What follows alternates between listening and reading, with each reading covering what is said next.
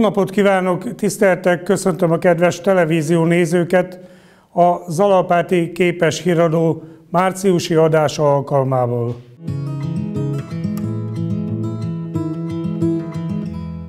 Zalapáti Bókáza felől térségben lakók régi kérése volt, hogy valamit csináljunk a gyorshajtókkal, illetve itt elég gyorsan közlekednek különösen a településre bejövő autósok. Megígértük, hogy feltétlenül fogjuk teljesíteni, és hát ennek most jött el az ideje.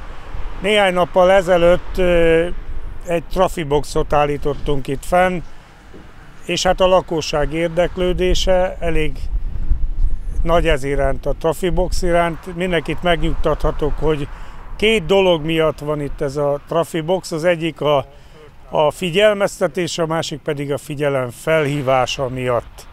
A figyelmeztetés általános, a KRESZ szabályait kötelező betartani, és ha kötelezően betartják, akkor a figyelem felhívása másik, akkor nem fognak esetleg a trafipaxba belefutni. Hogyha valaki megfelelően betartja a KRESZ szabályait, akkor békés közlekedésben van része, illetve az itt lakók nyugalma is meg lesz teremtve. Észleltük már azóta is, hogy egyre kevésbé van gyorshajtás, illetve hát a gyorsan közlekedők, úgy gondolom, hogy a saját maguk érdekében is betartják a lakott területen belül kötelező 50 km/h sebességet.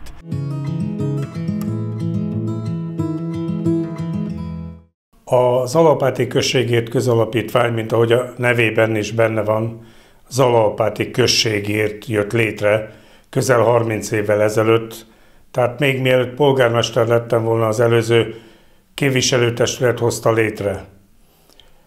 Az aktualitása, hogy miért kellett megújítani ezt a közalapítványt, az a múlt év végén az elnök és a titkár lemondásával tulajdonképpen megüresedtek a kuratóriumi helyek, és megkérdezve a régi kurátorokat, megnyilatkoztatva őket, jó páran nem vállalták a további folytatást, és hát feltétlenül fiatalítani kellett a közalapítványt.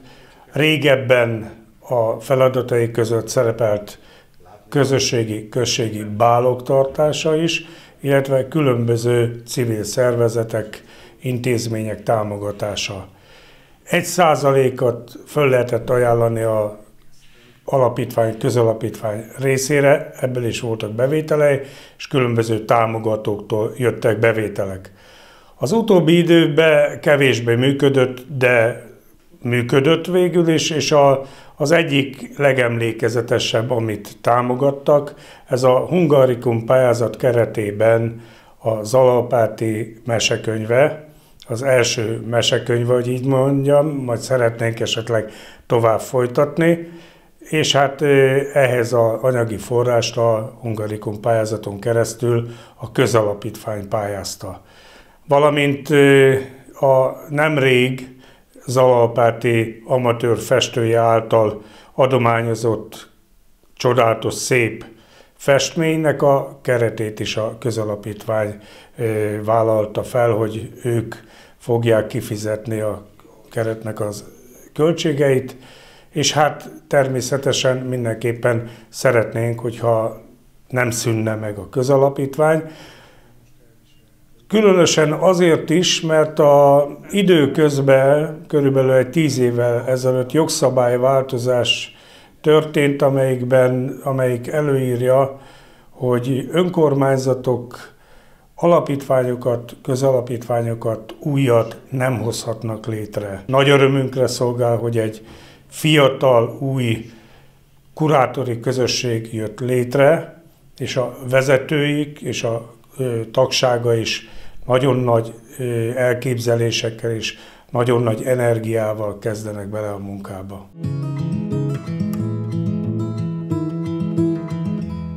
Tisztelt Zalapáti lakosok! Az elmúlt időszakban számtalan helyről kaptam jelzést a kóborló kutyák által okozott kellemetlenségekről. A felháborodottaknak és a sértetteknek szeretném mondani, hogy teljesen igazuk van, és szeretnék megkérni minden tisztelt Zalalpáti lakost, hogy fogjunk össze. Ezeknek a kóborló ebeknek van gazdájuk, és a gazdájuk is ismert és tudott. Az elmúlt időszakban számtalanszor felszólítottuk őket szóban, írásban, a rendőrség felé is továbbítottuk, és tulajdonképpen Zalalpáti által működtetett elektronikus felületekre is feltöltöttük ezt a tájékoztatást. Kérek mindenkit, hogy fogjunk össze. Azok a tulajdonosok, akik hagyják a kutyáikat közterületre kóborolni, szabálysértést követnek el, a szabálysértők ellen pedig feljelentéssel kell élni, mindenben segítünk.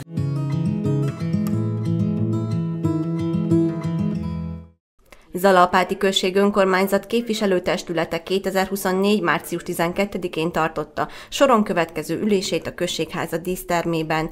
A tárgyalt 14 napirendi pont között elfogadták az önkormányzat és a településen működő Csupa Csoda óvoda és mini bölcsőde, valamint a Zalalpáti közös önkormányzati hivatal 2024-es évi költségvetését.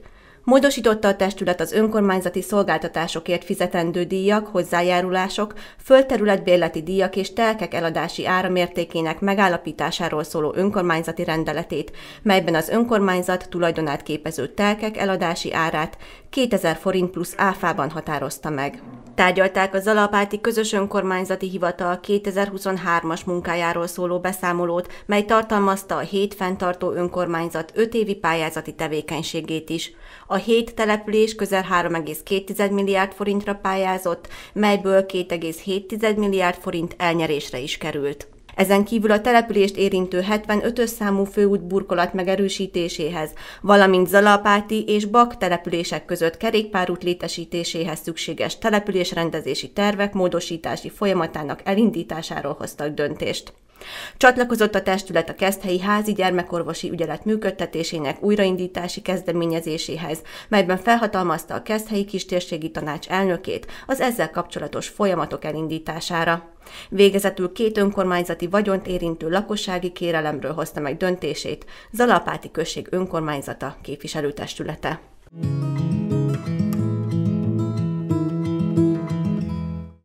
2024. március 14-én az 1848. március 15-i eseményekre az óvodásokkal és a bölcsödésekkel is emlékeztünk. A márciusi nemzeti ünnepünkhöz huszár katonadalokat hallgattunk, tanultunk. Ilyenkor előkerülnek a párták, huszárcsákok, mellények, paripák, kardok is. Óvodásaink számára ennek az ünnepnek az egyik legjellegzetesebb jelképe a huszár. Testestül, lelkestül azonosulni tudtak vele, mert igen vonzó számukra. A márciusi nemzeti ünnepet megelőző és az azt követő időszakban fokozottabban figyelünk arra, hogy a mesefeldolgozás, meseválasztásunkkal és változatos drámatechnikákkal egyben megerősítsük az ünnep mondani valóját, üzenetét.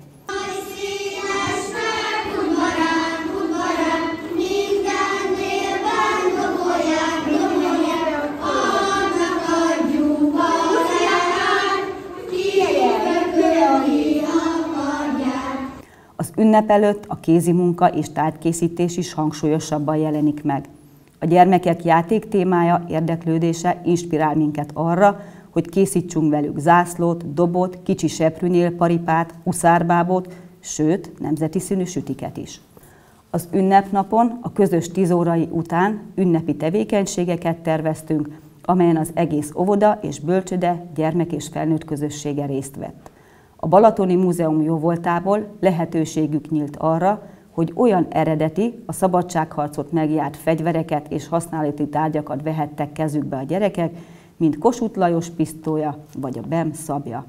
Majd ezt követően pártában és huszársapkával a fejükön közös énekszóban átvonultunk az iskola udvarára, ahol körjátékkal, mondókával és versekkel emlékeztünk a forradalom és szabadságharcra, majd letűztük a gyerekek által készített zászlót, kokárdát a Gábor Áron emlékműnél.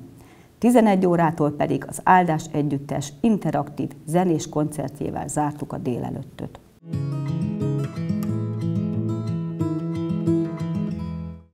Zalapáti község önkormányzata március 15-én 9 órakor tartotta ünnepi megemlékezését.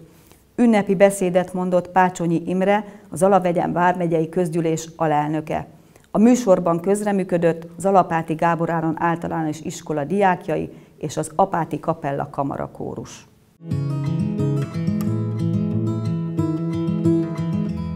Minden márciusban nemzeti ünnepünkhöz kapcsolódóan iskolánk névadójára emlékezve rendezzük meg a Gábor Áron napot. Így történt ez ebben az évben is. Reggel ünnepséggel kezdtünk, ahol a hősökre emlékeztünk. Ezt követően kiléptünk a hagyományos tanórai keretekből, projektnapunk következett, a gyerekek különféle tevékenységeken vehettek részt, kézműves foglalkozásokon, dalos, mozgásos, táncos foglalkozások keretében gyarapíthatták tudásukat. A délelőttöt egy koncert zárta, amelyet együttműködve az óvodával szerveztünk. Délután került sor a hagyományos tanulmányi versenyeinkre. Elsőként a természetismereti csapatversenyt rendeztük meg, környező iskolák csapatai és természetesen a mi diákjaink is részt vettek ezen, majd olvasási versennyel folytattuk a délutánt, és a nap lezárásaként pedig sor került ezen versenyek eredményhirdetésére, illetve a már előzetesen meghirdetett természetismereti csapatverseny és rajzverseny pályázat eredményhirdetésére is. Az eseményről a honlapunkon tájékozódhatnak a kedves érdeklődők.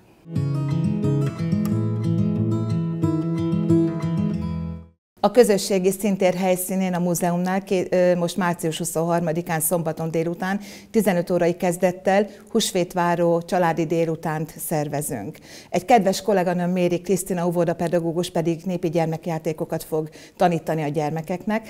Valószínűleg tartom, hogy a felnőttek is nagy örömmel részt vesznek ezekben a játékokban.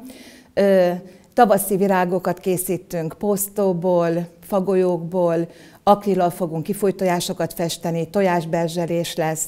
Nagyon szeretjük ezeket a délutánokat, mert összejönnek a családok, a kisgyermekesek, és ötletelünk, sokat beszélgetünk, programokról beszélgetünk, hogy igazából közösen valósítjuk meg ezeket a délutánokat.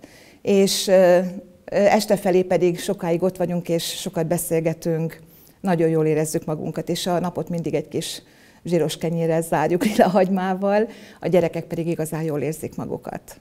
A közösségi oldalon nyomon követhetik a programjainkat. Köszönöm megtisztelő figyelmüket! Az ünnep közelettével kívánok minden jó akaratú embernek és családjának a feltámadt Krisztus által megáldott boldog és szép húsvétot, a lányoknak, asszonyoknak, hölgyeknek, húsvét hétfőre pedig nagyon sok locsolót. Köszönöm még egyszer megtisztelő figyelmüket, vigyázzanak magukra, vigyázzanak egymásra, a viszontlátásra.